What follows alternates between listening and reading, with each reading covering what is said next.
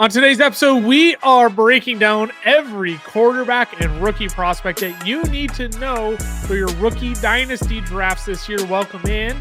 Only two fellas with you today, Lucas Munsell, Tyler Platt. Cameron is not with us because we beat up on you so bad for having an appointment for your dog last time, Ty.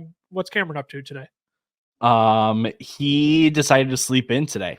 And as we're recording this at 3:30 Central Time, the man is still sleeping. So he obviously didn't think that this was important enough to wake up for, I guess. So get up, Cameron. We're talking quarterback prospects, running back prospects. So much to talk about. Come on, man. Get up out of bed. Let's dive on in to the quarterback prospects here. We'll start there on this episode. Obviously, the number one quarterback prospect in this class is Caleb Williams out of USC. Answer me this. Has there been a more scrutinized quarterback coming into an NFL draft in history other than Caleb Williams? I don't really think so. I think like a close one. I think Trevor Lawrence had a bit of flack going into the draft because everyone was just so tired of talking about him as the best quarterback prospect since Andrew Luck. But I think that's really what comes with the title of best prospect since Andrew Luck is you're just going to get heavily criticized for even the tiniest of mistakes without even realizing that like your offensive line was not good. Your top weapon is gone. Like there was nothing that went right for Caleb Williams this year in terms of what was surrounding him, but somehow that's his fault. And some of y'all are really weird too. Yeah. Like if you're really bothered by Caleb Williams' fingernails being painted, like take some time to self-reflect. If you're really bothered by his clothing choice, how he chooses to express himself, like take some time to self-reflect. If you're really bothered by a man with a pink phone case, because God forbid any man on planet Earth owns something pink. I'll go burn all my pink right now if that's illegal. I was going to say, let me go check my closet real quick. Like take some time to self-reflect. Because everything that you're scrutinizing this kid for does not impact his performance on the football field. You are scrutinizing a 22-year-old generational prospect because of how he chooses to express himself. This man has a girlfriend. Yeah. This man debunks everything. He laughs at you every time you make these jokes about him.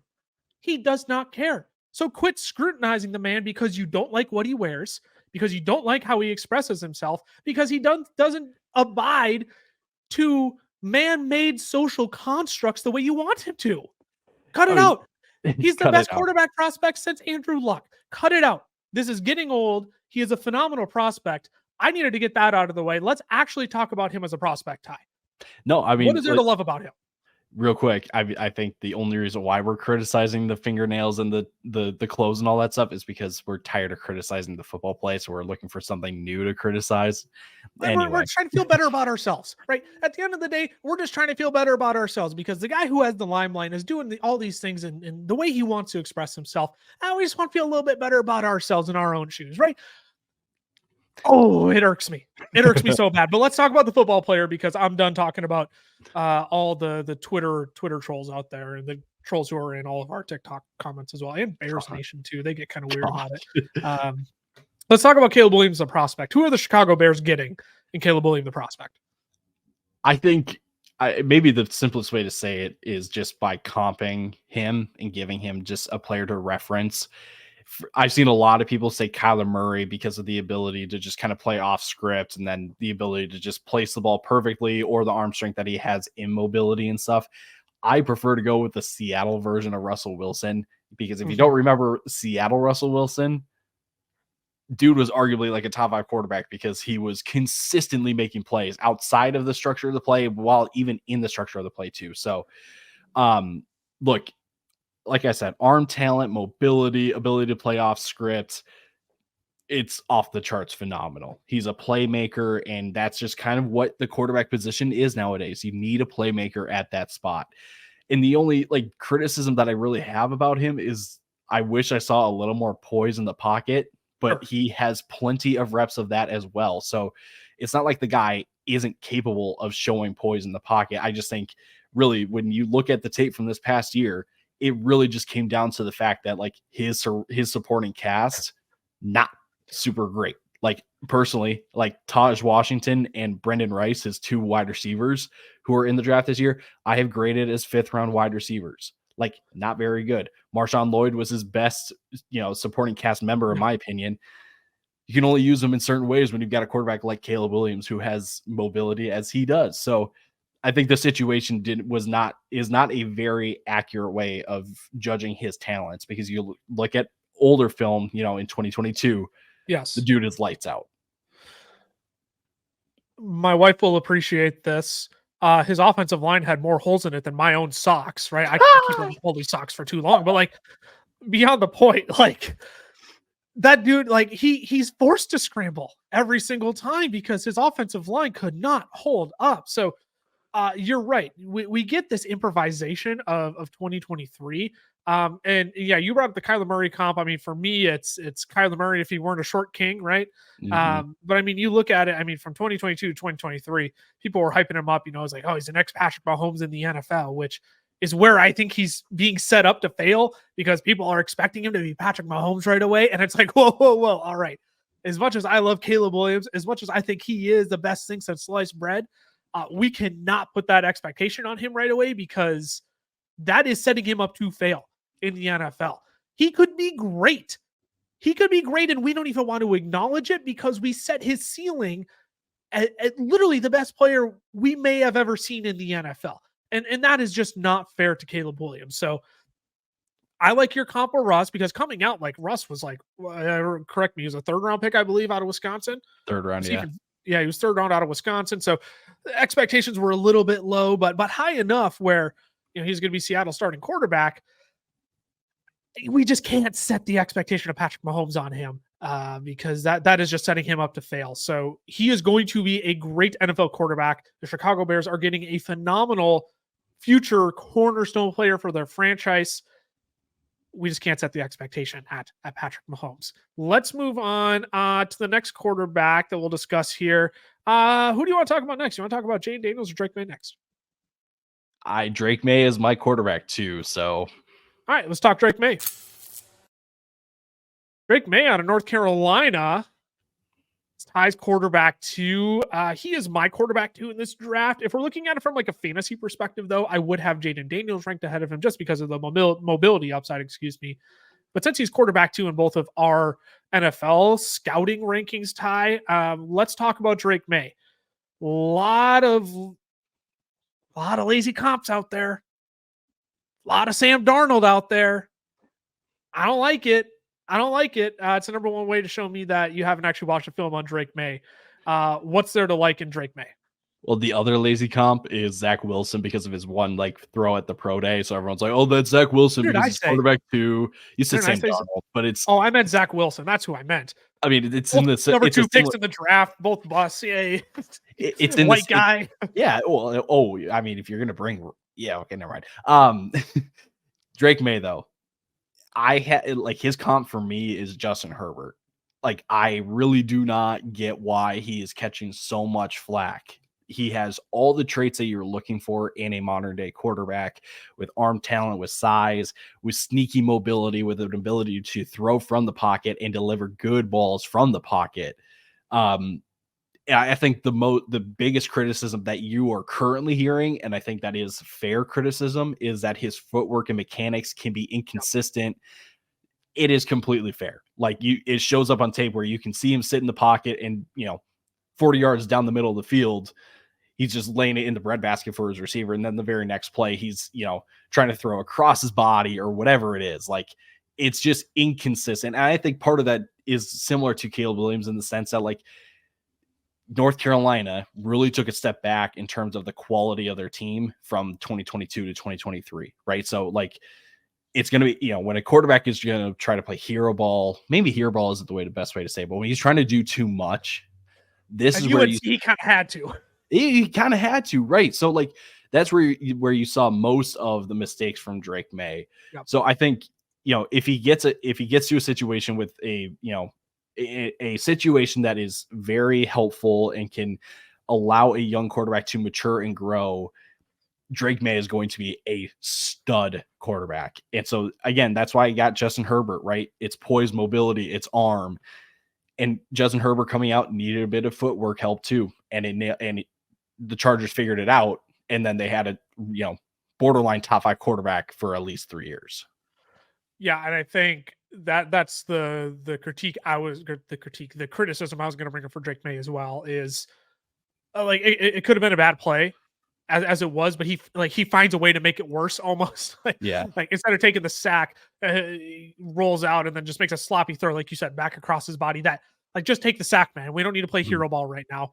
But again, at UNC, he kind of had to because Drake Maye was the offense of the North Carolina Tar Heels, right?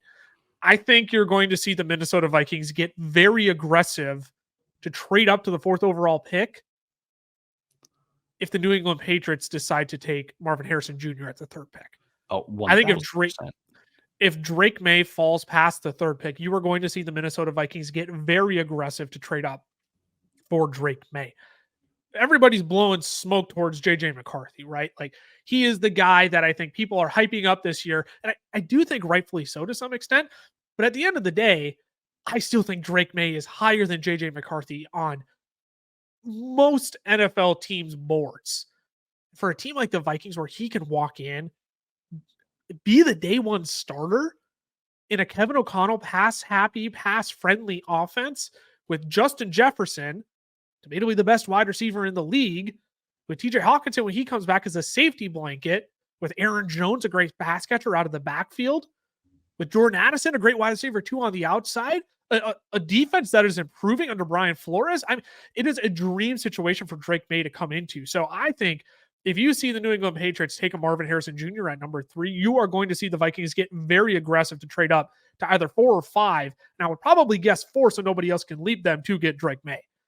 That would be the dream scenario for him. 1000%. I mean, I think a lot of people, I shouldn't say that, just say it that way. What I will say, there are very few situations where Drake Maye could be okay going in as the starter.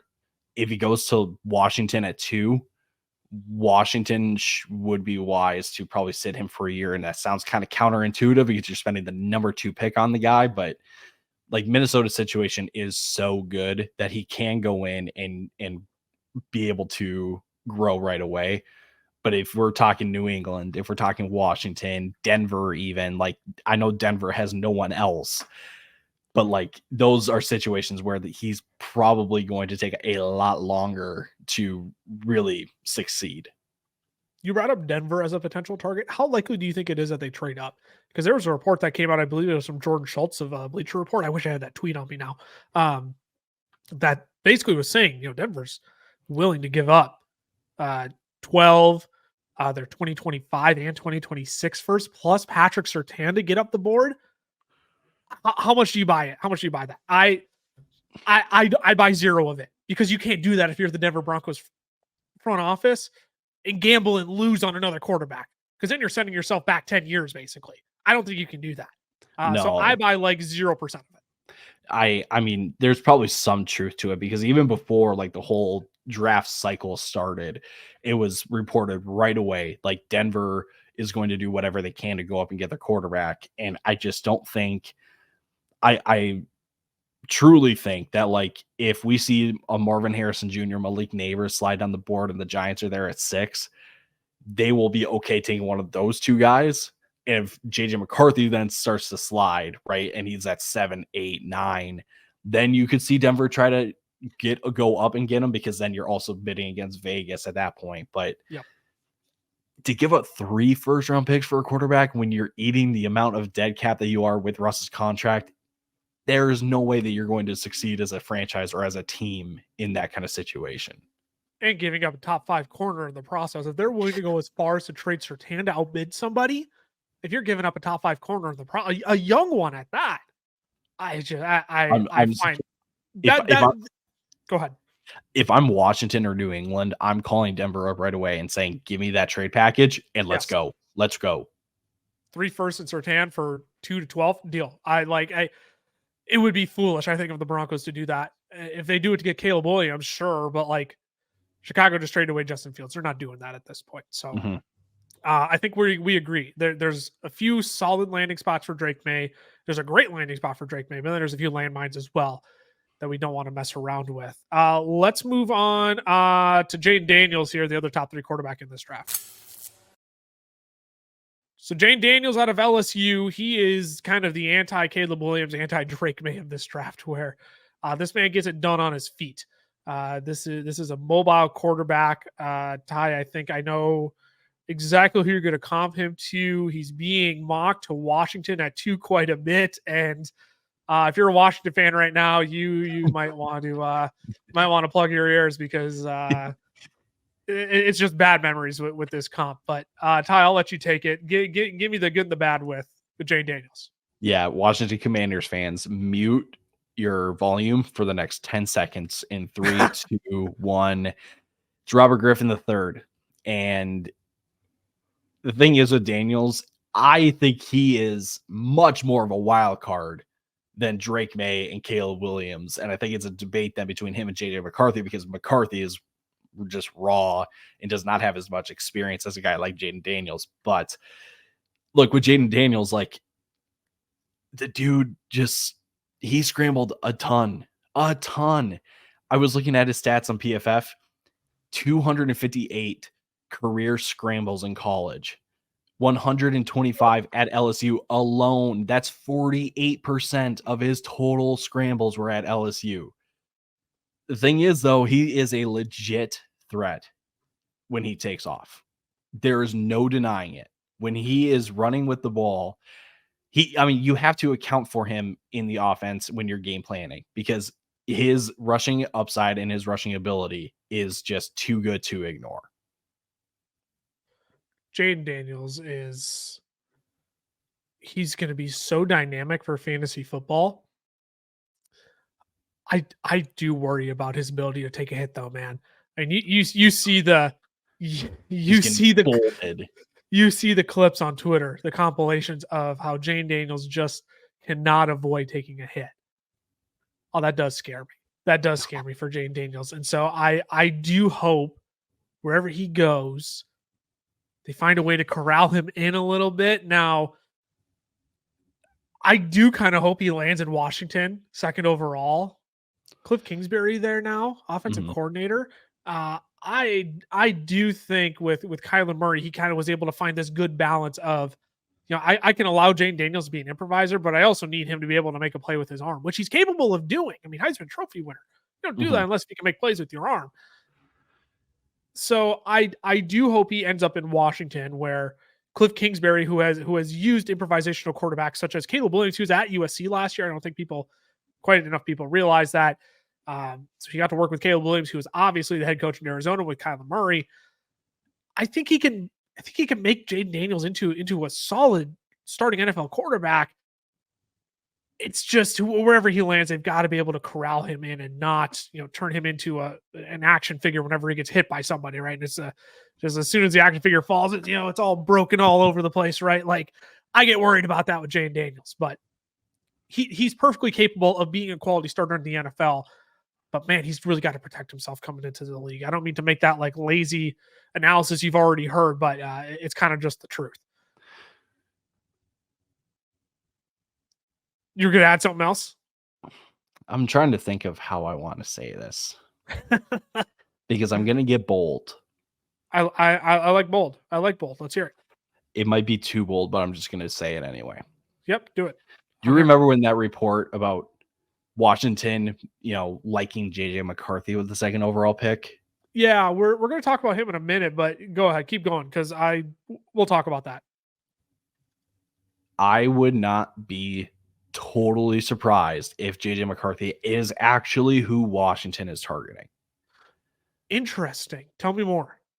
So you had briefly mentioned Jayden Daniels is, definitely got an arm for his profile, like 29 big time throws according to PFF. That's 8.5 or 8.5% of his attempts this past season. That's really good. That is very, very good.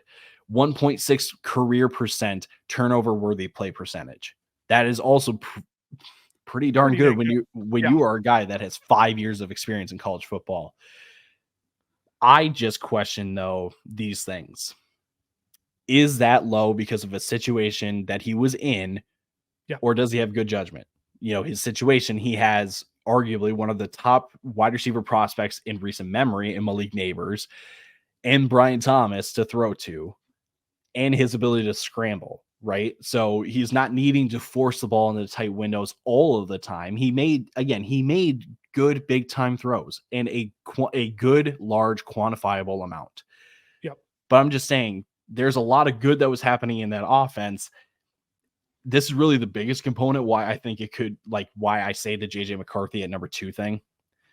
Jayden Daniels, his sack rate never really changed during college. Sure.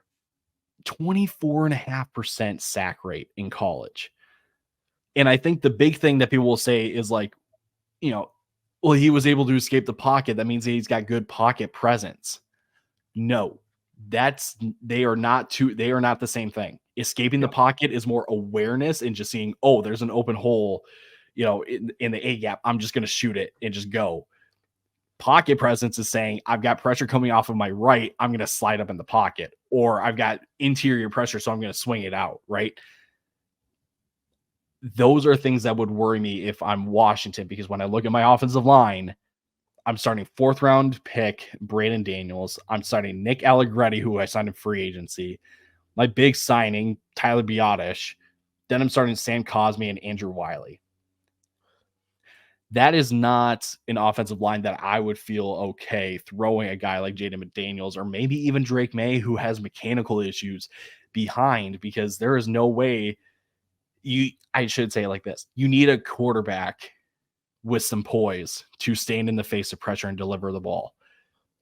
That's kind of what JJ McCarthy does better than the other 2 guys. I will be honest. So again, I'm not saying that it will happen, but I'm also saying I'm not going to be surprised if there is a lot more steam going into the draft that JJ McCarthy truly is the target for Washington at 2. Yeah. Okay. So with that, then let's actually go on ahead and talk about JJ McCarthy then. I mean, he is undoubtedly one of the most polarizing names in draft discussions right now, because how high is he going to go? Before it was, man, JJ McCarthy shouldn't be a top 15 pick. Well, then it's like, well, you look at all the quarterback needy teams, Minnesota could just stay at 11 and snag him. Then it's, oh my gosh, JJ McCarthy, the more you watch his film, the more he has traits that NFL teams love.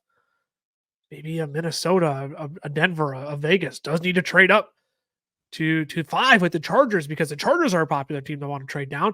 And all of a sudden now we're talking about, oh my gosh, is JJ McCarthy the second best quarterback in the draft? And now is he in consideration for Washington at 2?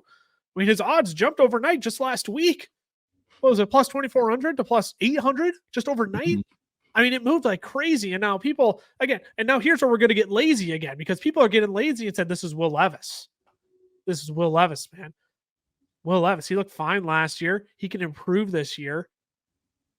JJ McCarthy is a better prospect than Will Levis, right? Mm-hmm. Nobody's crazy for saying that, because I think name some of the traits that people love that JJ McCarthy has, because we say that people are like, oh, he has the traits that NFL teams love. What are those traits specifically? He is probably one of the most mechanically sound quarterback prospects we have seen in a long time. He is very fluid with the motion, and it doesn't really change when he's on the move either. That's a big thing, is that when you see a Jayden Daniels or a Drake Maye running out of the pocket, their mechanics change a little bit. And arm angles are definitely something to keep an eye on when it comes to quarterbacks. But if your hips, if your feet, if your shoulders are not, really in line with how you're trying to deliver the ball, it's never going to go the way you want it to. Right. McCarthy is very like that. The mechanics are not affected by him throwing in motion. That's one part. Arm talent, the dude can stretch the field. Like he can make throws to all 3 levels of the field. And on top of that, again, with the mobility that I was talking about, going to the outside and throwing on the run, he can pick up yards on his feet as well. He may not do it all the time like a Jayden Daniels does, but it's similar to Drake Maye in the sense that, like, you do have to account for him a little bit, because if he sees open grass in front of him, he's not afraid to tuck and just go. The thing I like about JJ McCarthy too is that he's not in this gimmicky offense like some of No. these other college offenses are. And that's not to say like if you're in a gimmicky offense, you're not going to be a good NFL quarterback. I mean, you look at these spread offense, you look at what LSU runs, you look at what USC runs, and like that's not to say that they're going to be any less of prospects, but you look at what Michigan was running. I mean, it is truly like what Jim Harbaugh is going to bring to the Chargers. It is lean on the defense, ground and pound the football. We'll talk about Blake Corum later in this episode. And you know what? When JJ McCarthy needed to step up and make plays, he did. It's just that they're playing ahead the entire season, right? Mm-hmm. There was only, I believe, 2 or 3 games in his entire college career where he was down at halftime. And when you're playing ahead, of course, JJ McCarthy is going to need to flex and show off his talent. Let's hand the ball to Blake Corum and let him do the work. So I agree. I was originally like, you know what? Maybe we shouldn't be, talking up JJ McCarthy so much. I think he's getting a little bit too loved a little too quickly. And the more film I've watched on him, the more I just absolutely am loving what JJ McCarthy can provide to an NFL team. So again, I do think a dream spot is with a team like the Minnesota Vikings. I think as much as I hype up Drake Maye there, I think JJ McCarthy would be just as good of a fit there. Can I say, if not even better than Drake Maye? Ooh. Like I just like so I think Drake Maye has a higher ceiling.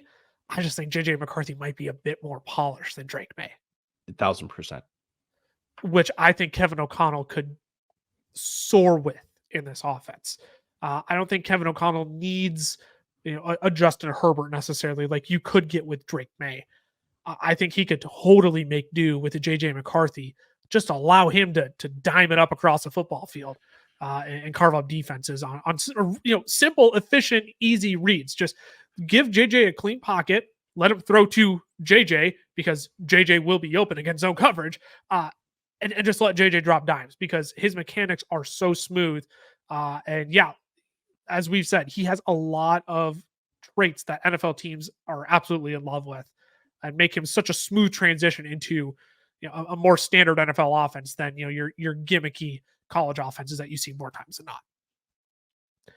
Let's move on to kind of the last 2 quarterbacks that are of relevance, but let's not spend too much time here, Ty, because at the end of the day, there's starter potential here, but it's really going to depend on draft capital and what teams do see in them and really for team needs. So why don't we start with Michael Penix Jr. Out of Washington, took him to the national championship this year. The strongest conference either. This is again where people are starting to get lazy. I'm just going to always name the laziness up front because we're not going to feed you the Tua Tagovailoa comps. We're not going to feed you the poor man's Mike Vick comps. We're like, come on, let's get over the left-handed comps, people. I do think there is something to like about Michael Penix Jr.'s game. The problem is I just don't think he's going to land in a system that's going to allow for successful NFL development. But Michael Penix Jr., he's a gunslinger, man. He is a gunslinger. He is not afraid to push the ball downfield. I will say, though, I am not impressed with his consistency. I think there are times where he wants to push the ball downfield, and he just doesn't need to. You see him on the underneath routes. It's not the cleanest throws in the entire world. It's just some of the simple things. I'm like, I wish you could just make the simple one consistently. And you can be inconsistent down the field. I don't think I'm expecting you to be 70% downfield. If you were, you'd be top pick in the draft. But he's not afraid to sling it, and I think something has to be said about that because I do want a quarterback who's fearless on my team and is willing to take chances. Because if you don't take chances as an NFL quarterback, your offense is going to get stale and stagnant. But what say you about Michael Penix? I see a ton of Phillip Rivers in him. Yep. Like that's a good one. the borderline recklessness sometimes. Yeah. But the absolute arm strength and accuracy that he throws with is, again, just Phillip Rivers-esque. And look, Phillip Rivers had a very, very, I would say, very successful career in the NFL. He didn't win a Super Bowl. It's not a Hall of Fame resume by any means, but Phillip Rivers was consistently talked about as one of the better quarterbacks in the league. So I think with Penix, you're getting something along those lines as well. It is very situation dependent, though. Yeah. I would say for Michael Penix, like we just saw him. He just had his pro day, and we literally saw him run a 4.5 40-yard dash, and everyone's like, "Whoa, what?" Yeah. Penix has always had that sneaky athleticism to him, but he doesn't utilize it like he used to because he has 2 ACL injuries. Like, Yep. that is the reason why. So that he has that in his bag, but he's not going to utilize it whenever the opportunity presents itself. So I think Michael Penix is also is like the prime example of arm talent versus arm strength. Sure. Where I think a lot of people, he's like right down the middle, I should say, because I think a lot of people have interpreted his overall skill as arm talent. I saw a lot more arm strength.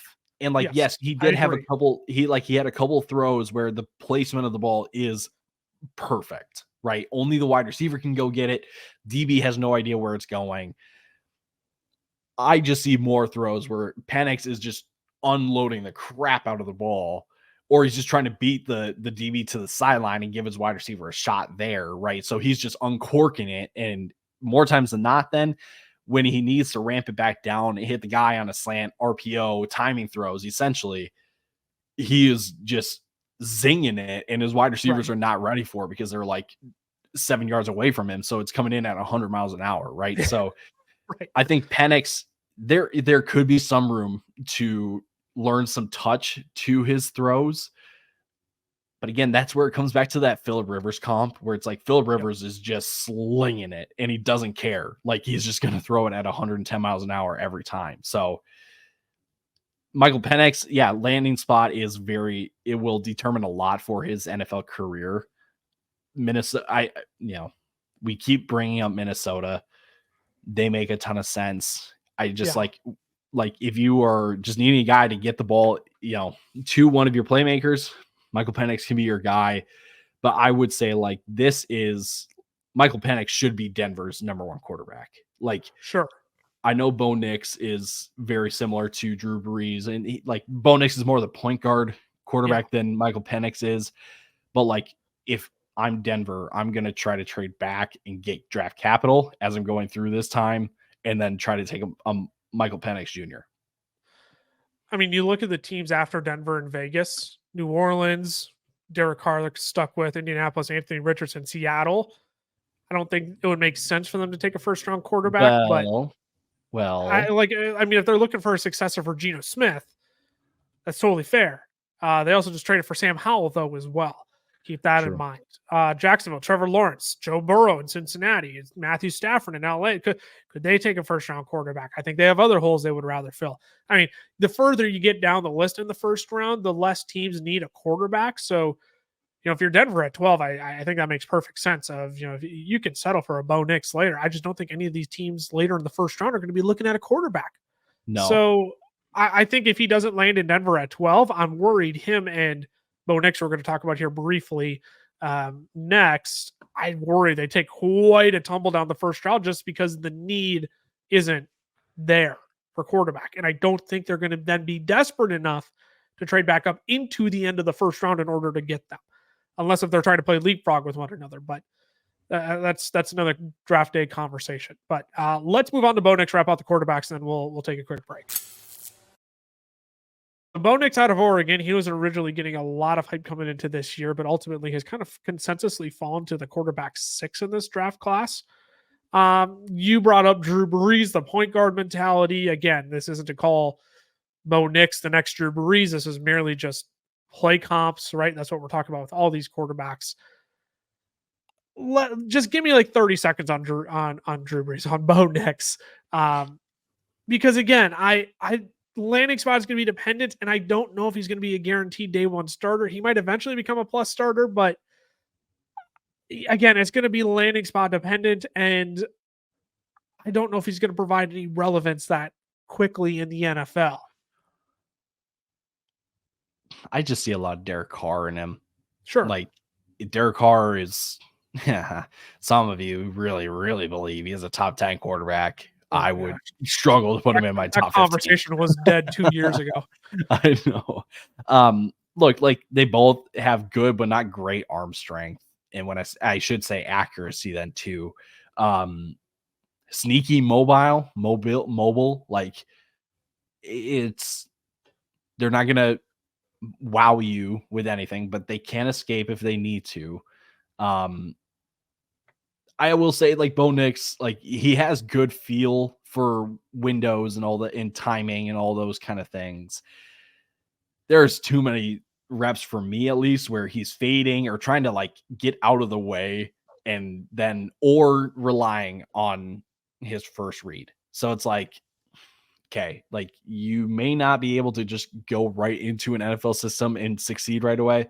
You're probably going to have a lot of trial and error with him Yep. because I think the offenses that he was in, going back to Auburn, he was asked to do everything. And then he went to Oregon and everything was really just kind of set up and designed for him to succeed. So Bo Nix isn't my favorite quarterback in this draft, but like I would still see like, a New England not taking a Sure. quarterback in the first round, right? So you They take go with Marvin Marvin Harrison. Yep.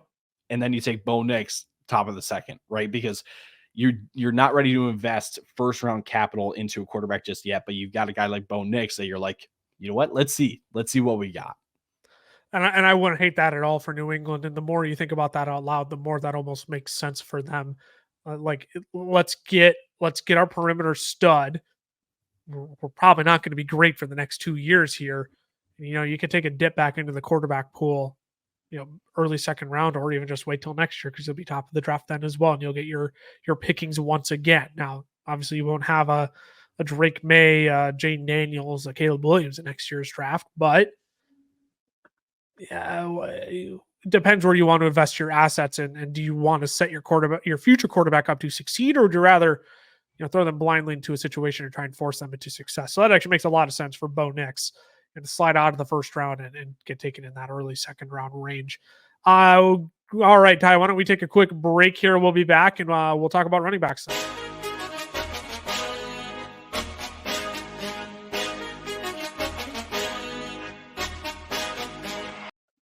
Today's podcast episode is brought to you by our friends over at Underdog Fantasy. Now, we love Underdog. It is the easiest place to play best ball formats, and they even have their own form of player props called Pick'em.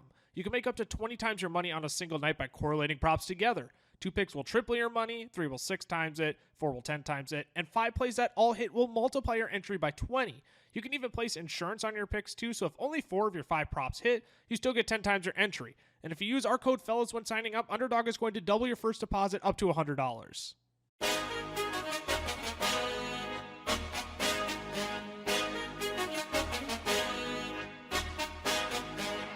Alrighty, we are back.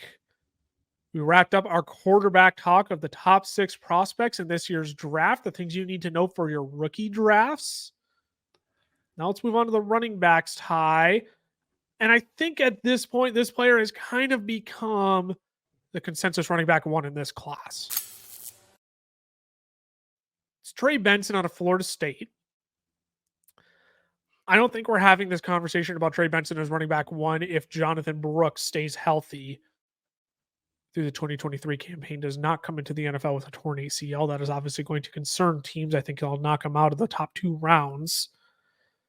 And Trey Benson has kind of default, kind of earned, kind of who knows his way into running back 1 status in this class. But you recently had a change of heart on him recently because you weren't all that impressed originally with this film. Then you went back and watched and you kind of realized, oh wait, actually there is something a little bit different to his game than the rest of the running backs in this class. Yeah. So I originally had Jonathan Brooks as my running back 1, and I then watched Trey Benson kind of having a preconceived notion that like Trey Benson is super fast, super productive. But then when I watched him, I was like, wow, he is really stiff. Like he's not really like one cutting a lot. It is very much like I'm gonna just try to go straight, and then it's not even a cut. Like he'll try to cut, but it's more of like a loop or like a bend than it is anything else. Yeah. And so I walk away from the first time watching this film. I'm like, sure, I can understand like early third. Then I was like, I feel like I'm missing something. And I was missing a lot. I was missing a lot. I went back, watched more film on him in the same games again to be like, okay, was my thinking straight here? Here's what I've got with Trey Benson. My now running back 1 in this class. I would be okay using a mid-second round pick on a guy like Trey Benson. Like if I'm Green Bay, I know Green Bay just went out and signed Josh Jacobs, but like you need a guy with more speed to like partner up with Josh Jacobs. Totally get it. Totally get it. If I'm Dallas, I want Trey Benson. The dude is always moving forward. He's got great footwork despite the stiffness that you will see him try to, make cuts with and stuff like that. His speed and awareness in space makes up for his stiffness and changing direction, right? That's really what it came down to. I didn't see the first time around if he can make up for the stiffness and changing direction and the agility and stuff like that. Second time around, I was like, oh, no. Like he's going to do it with speed. And he has an awareness in space to see when people are and tacklers are coming in at him and to make a miss. And like, when I say make a miss, he makes everyone miss. Like there's at least 1 or 2 missed tackles on every single run that he has. In 2 seasons at Florida State, he had 124 missed tackles. He had 79 in 2022. And he averaged 4 yards after contact per attempt. Nuts. That's unbelievably good, right? So again, the spatial awareness, the speed, all that kind of stuff. He doesn't slow down on breakaway runs. There was a run that he had against Miami. He is just weaving pretty much, but he doesn't slow down. Like he just kept going. No one was able to catch him. He doesn't fumble. He's got good hands. He doesn't have a big route tree, but he's got good hands. And if you need him to pass protect, he can pass protect too. So teams are going to get him on the field. I was going back the second time on Trey Benson. I was like, how did I miss this the first time? I just took a lot of Trey Benson's game for granted. And now I'm a firm believer Trey Benson is the best back in this class. Would he still be the best back in this class if Jonathan Brooks was healthy? Yes. Okay. All right. I'm okay with that. I still think I'd put Jonathan Brooks ahead of him, but I do think Trey Benson would be a very debatable 1B for sure. Number 2. I think, that's a good way to put it. If they were both healthy, it'd be 1A, 1B. There is not a 1-2 break. It's 1A, 1B in tier 1. The thing I like about Trey Benson too is that he just has good size. He has the size you want to look for in a running back as well. 6 foot 216. Like that is like prototypical running back size that you want coming into the NFL. A guy who is great through contact. A guy who, he's not plodding through the defense, but he's shifty enough. Like you said, it's interesting because I don't know if I'd call it bend, but he's got a little bit of bend to his game. Right. It's super unique for Trey Benson. Like he's not jumping back and forth, but he's using speed and just again, it's cutting, but that's the word I can only use is cutting. And right. You look at his combine athleticism score too. He was first in this class of running backs too with a total score of 89 out of 99. So I think there's a lot to like with Trey Benson. I don't know if I'd go as I think a team will get running back, needy enough looking at the board and say, why don't we take Trey Benson here? I think he'll probably get late second would be my guess, but if he gets late second, great. Gets him on a better offense. You know what I mean? Right. It gets him on a more prolific offense. So I will say, go ahead. Get this man on Buffalo right now. See, that'd be fun. Oh, that'd be a man. Fun. That would be a lot of fun to get Trey Benson in Buffalo. Let's wrap up our Trey Benson talk there to cover a few more backs here, Ty. Let's move on to both of our running back 2 in this class. And man, I really do think if teams can wait till he gets right there, they're going to get a really nice value on him in the draft. Jonathan Brooks out of Texas, he did sit behind both Bijan Robinson and Roschon Johnson last year. And I think that's where people, again, calling out the lazy analysis here. How is Jonathan Brooks really that good? He had to sit behind Bijan and Roschon Johnson for don't ask me how. Watch the film. I would prefer to watch film, make my assumptions off of that than off of a depth chart, because we all know depth charts aren't exactly the way you should be scouting players. It's the Drake Maye, Sam Howell thing, right? Like, my gosh, how good could Drake Maye be when he was sitting behind Sam Howell? Believe it or not, that's how seniority works. You ever heard of it? But Jonathan Brooks, again, he would have been my running back one in this class if it weren't for the ACL injury. I think eventually, if a team is patient with him, doesn't force him into many games in 2024, and he gets right, I think he could be a plus starter in the NFL. Come 2025, it just takes a team to be patient with him there, and that's where I love the Dallas Cowboys to potentially take him. They just brought back Rico Dowdle.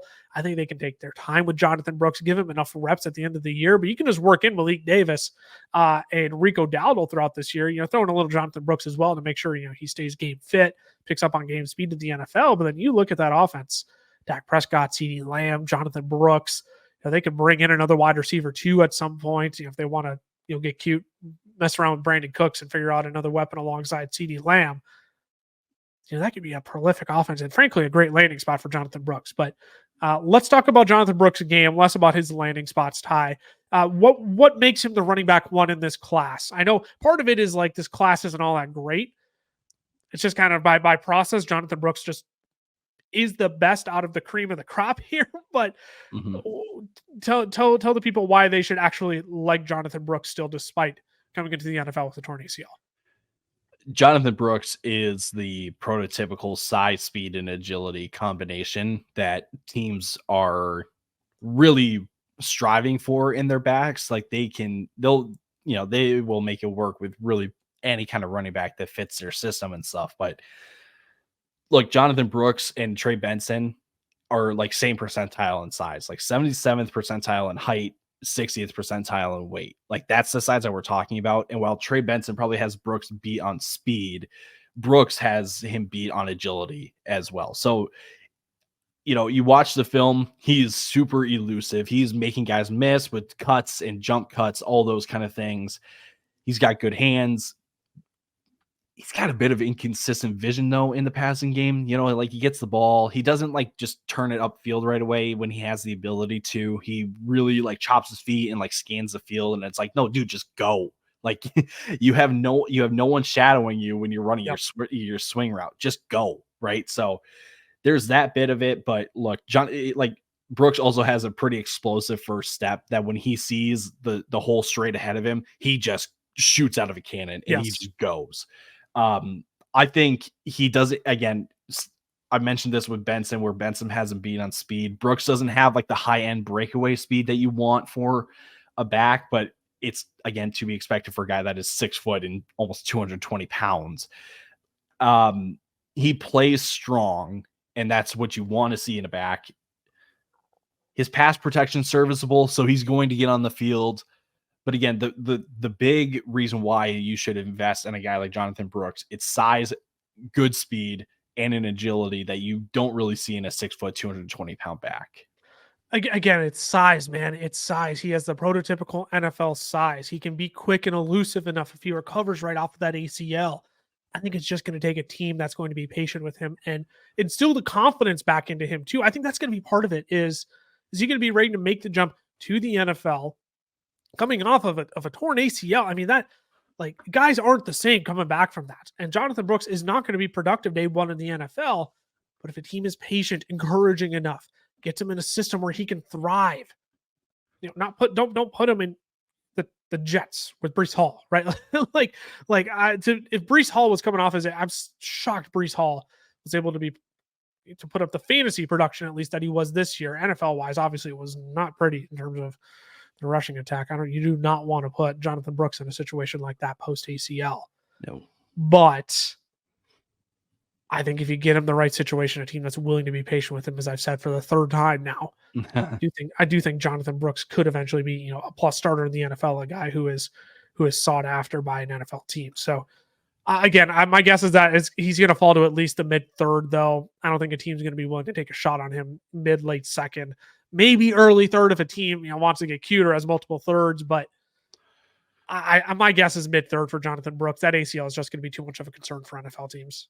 Yeah, and the last thing too, like there's probably room to grow with Jonathan Brooks because we are only looking at one season of a quantifiable seasons of a sample. Like he only had 50 carries in his first 2 seasons at Texas, and then after Bijan and Roschon Johnson left, like you mentioned at the very beginning, he then got up to 187 carries and he had 6 yards per attempt. Like we are looking at a guy that probably has a little bit more room to grow as a running back. And I think that's another reason why people might like Brooks more than Benson, is because Brooks's usage and I guess experience is relatively raw enough that you can continue to mold it.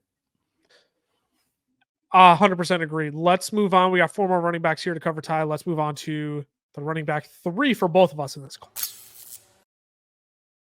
At least I assume he's still your running back 3. He was your running back 3 as of like last week. So I assume that hasn't changed. Marshawn Lloyd out of USC. Again, in a Caleb Williams offense, there's not a need to, you can only do so much with Marshawn Lloyd in this offense. There's a lot of things I like. There's also a lot of things that I'm concerned enough about with him where this is where the class starts to fall off. Let's just say that first. Because you have those two, and as much as I like Marshawn Lloyd, I have to remind myself this is a weak running back class, and what I may try and talk myself into liking, I don't know how translatable it is going to be to the league. I mean, I do think the vision needs to improve, and I do think you look at his tape from South Carolina, in comparison to USC, I just don't think he has the same burst. And this is a guy who, again, tore his ACL in 2020. He's missed time in 2022 and 2023.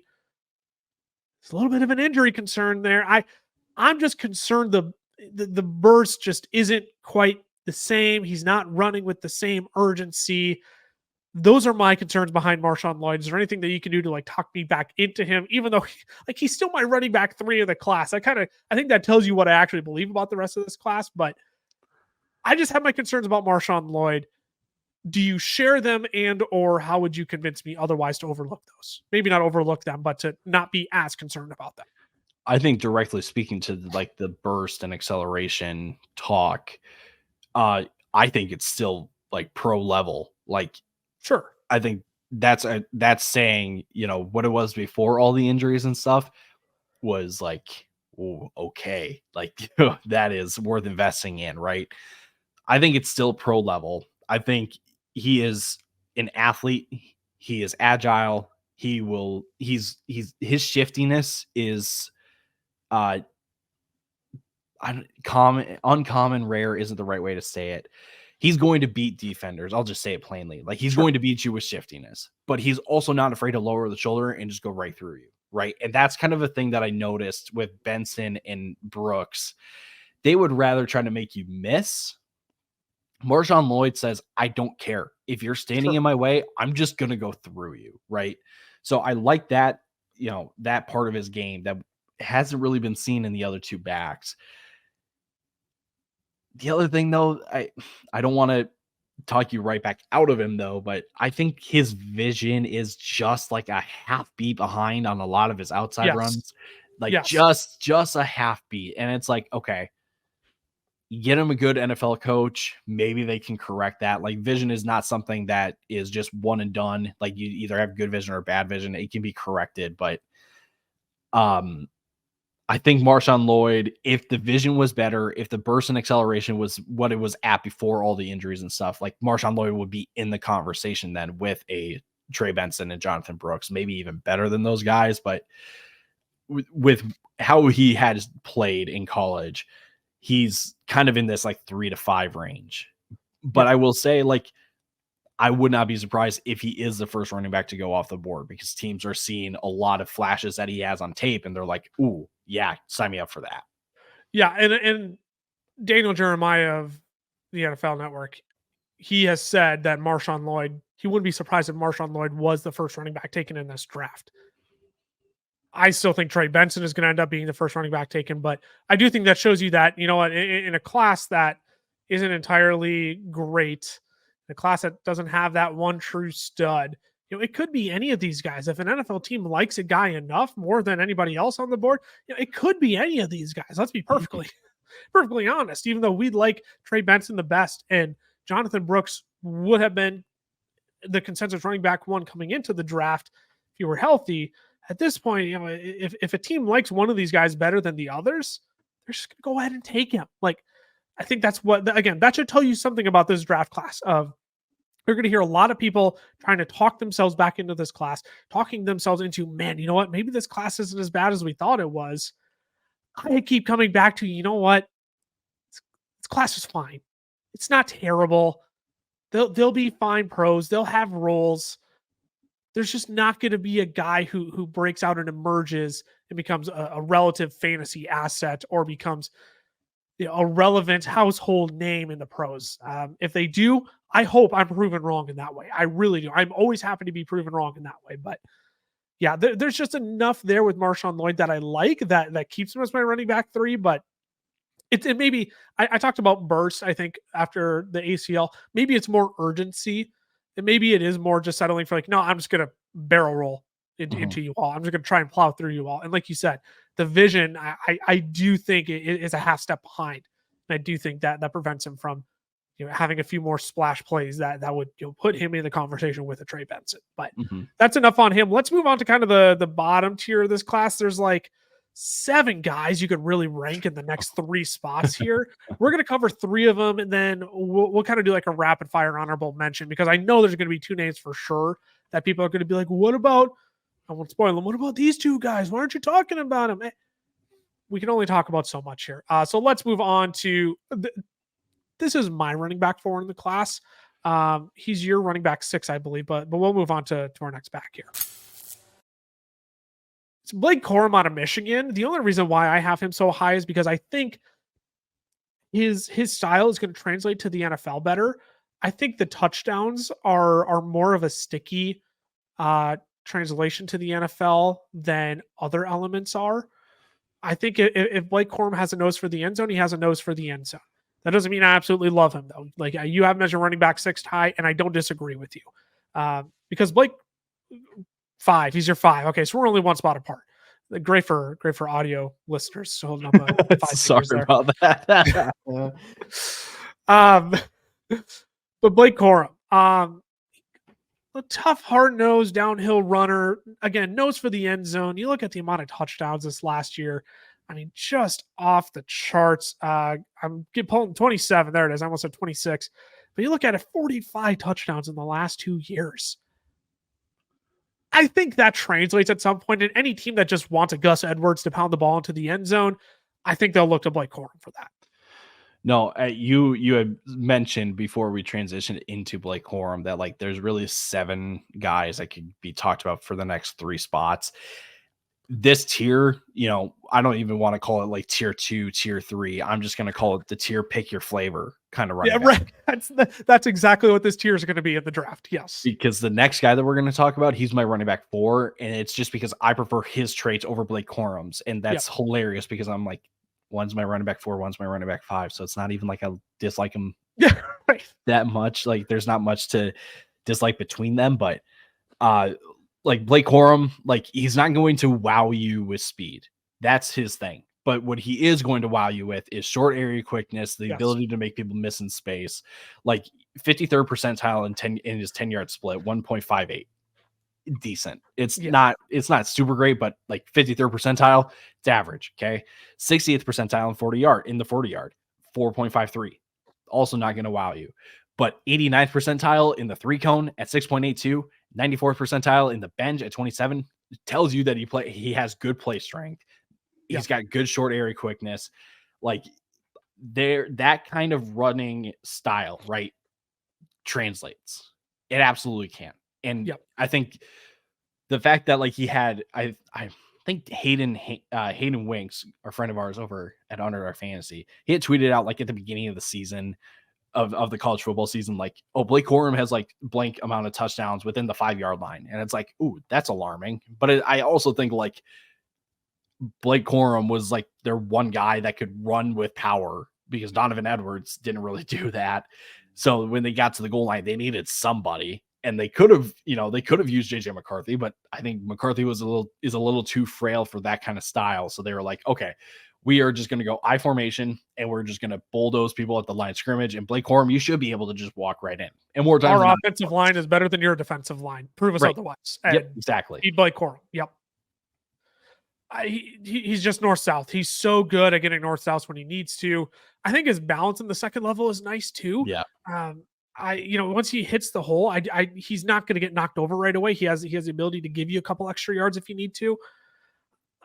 But that's it with Blake Corum, right? Like he's not this otherworldly athlete. He's not this, multifaceted running back that has like game-breaking ability. He's just fine. I think he's going to have a role in the NFL because a team will see, hey, you know what? If our offensive line can beat their defensive line and we give Blake Corum a hole, he's north-south and he's in, right? So I do think a team will value that. But let's flip gears, Ty. Like you said, we'll talk about a totally different player with a different skill set here, who we just have him flipped. You have him 4, I have him 5. That is Jaylen Wright out of Tennessee. I said going into the combine, watch out for this dude. He is going to be quick. And this dude quick. Very quick. I mean, yeah. like 95th percentile quick, 4.38 in the 40. Like, hello. Yep. Literally the very first note that I have about Jaylen Wright in my scouting notes, good luck trying to beat him in a foot race to the outside. Yes. You're not going to. I think for Jaylen Wright, his calling card is speed and explosiveness. That's why I prefer him over a guy like Blake Corum, even though Blake Corum is more like your traditional running back in the sense that like he's very good with the ball in his hands and he's going to, make you miss. Jaylen Wright is going to make you pay in space. He shows good patience and footwork. I'm actually, let me check my scores. I think Jaylen Wright has the best.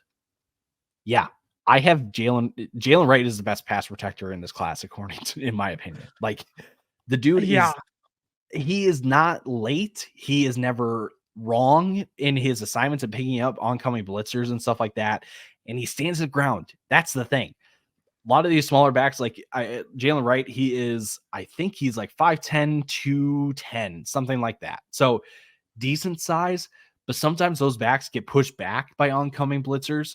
Jaylen Wright stands his ground, and it's like, oh, dang. Like, I think it was against Alabama. I don't remember who it was. He literally pushed a dude right onto his back because the dude was not ready and he was just a brick wall, right? Yeah. So there's that aspect to his game that like he's going to get on the field because of that.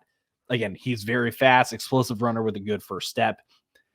The one thing that I can criticize him about is that his vision isn't where it should be for a guy with over 350 carries. Yes. You can tell that there's a tendency to follow his blockers. And I think like that's a coaching thing, trust the path or, trust the direction that the play is supposed to go towards. But, like there's one play where he's got real estate in front of him, but he decides to bounce it to get behind blockers. And it's like, no, just go. Like you've got speed. Like you can beat people with that. So I think again, vision and understanding just like what to do in space with blockers in front of you is a bit of a concern, but I think that can be coached as well because again, like vision is not a one and done thing. You can learn and get better with vision and stuff like that. So Jaylen Wright for me, again, speed and explosiveness. That's the reason why you invest in a guy like Jaylen Wright.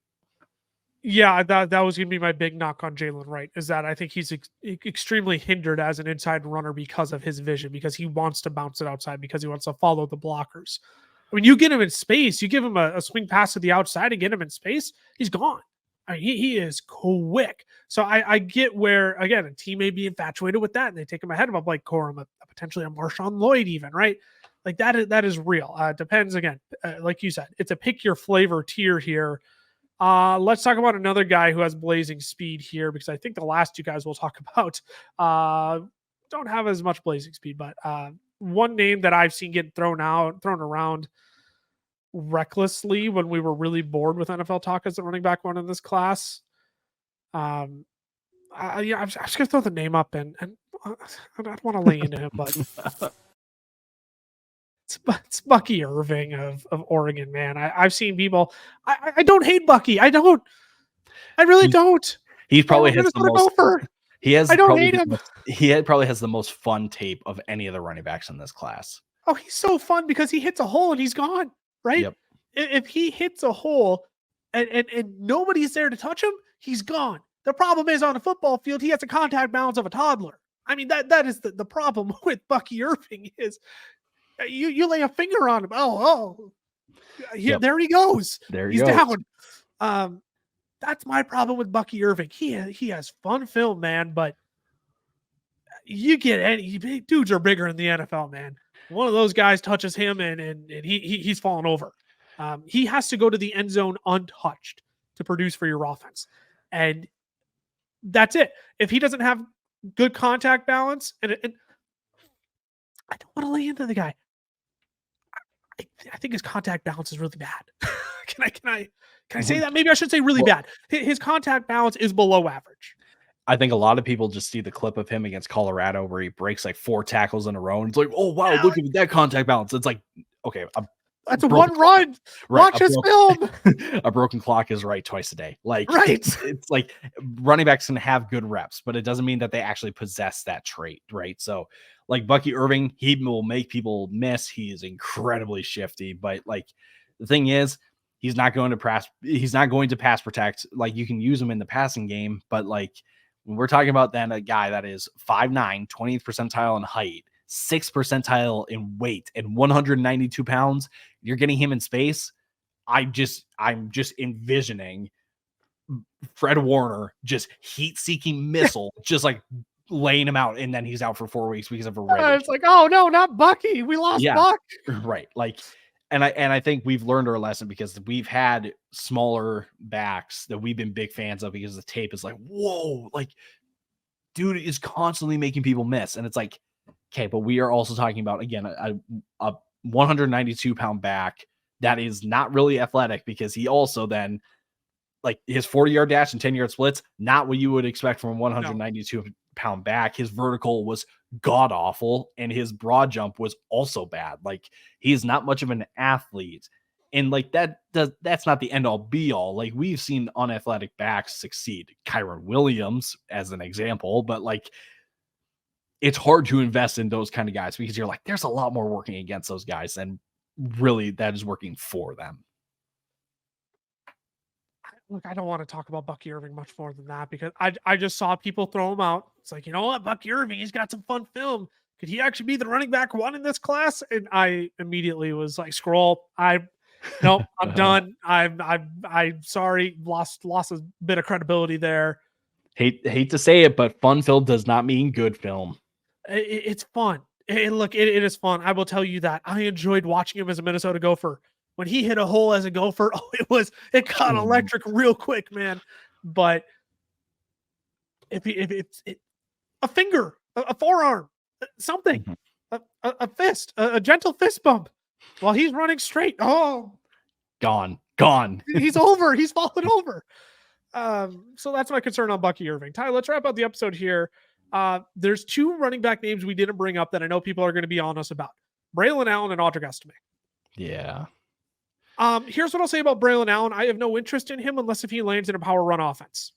Yep. If he lands in a power offense, I am very interested. I think he's very not. I don't want to call him Blake Corum-esque, but he is so young.